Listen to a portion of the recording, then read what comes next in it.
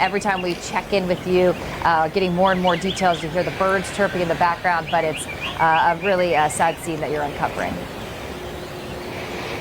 Yeah, that's one of the very oxymoronic pictures that is painted in a catastrophic event like this. Oftentimes, the sun is out. It is turning out to be a beautiful day here in Selmer in McNairy County, Tennessee. Unfortunately, around us is just such heartbreaking devastation. I wanted to show you quickly. We found another home that this hopefully kind of paints the picture for you guys.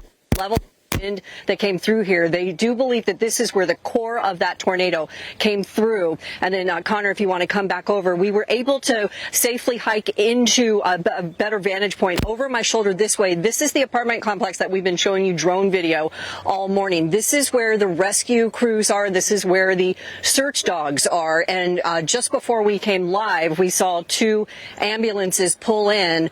You can't really see them now, but they are at one of the apartment complexes here. A rough count, there's 1, 2, 3, 4, 5, 6, 7, looks about maybe 10 buildings here. And again, this is where they have focused most of their efforts this morning.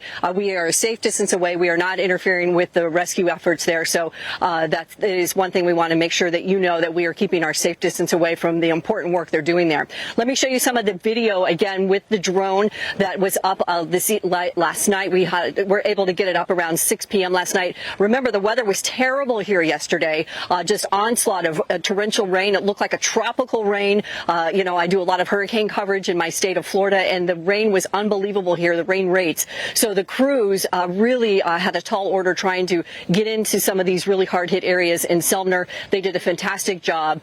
We also talked to one of the witnesses in this apartment complex. His name is Gene Marshall. He was with his 2 little kids when he heard the sirens go off. He was told to go to the courthouse to seek shelter, and he managed to get there, but he didn't feel comfortable. Here's what he said happened after that. My 6-year-old, like I said, he's calling me about every 20 minutes, asking me if I'm okay, making sure I go in there and check out his gerbil, make sure his gerbil's fine.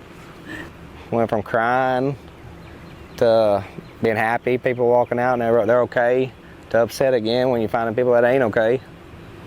It's mixed emotions, they're all over the place. And Gene is just one of the true heroes here. He's been by the police officer's side trying to help answer questions for homeowners. What is new this morning, we have noticed that the police presence here is allowing homeowners, few at a time, to come into the apartment complex, and there was a gentleman just over my shoulder looking through some of the rubble. We also found another homeowner just above on the hill here. So they are letting a few of the people that live here get into their homes to see if there's anything salvageable. The weather, again, much better today for that effort. But as you know, we are anticipating more rain here and more potential severe weather in the coming days, and that is just going to complicate the process here. But I wanted to also talk about the horses that were in the video just after Gene's interview, because when we were driving around yesterday, the one thing you'll notice in a natural disaster is oftentimes, to no fault of the owner's own fault, they leave their pets behind. It's obviously very difficult to evacuate horses.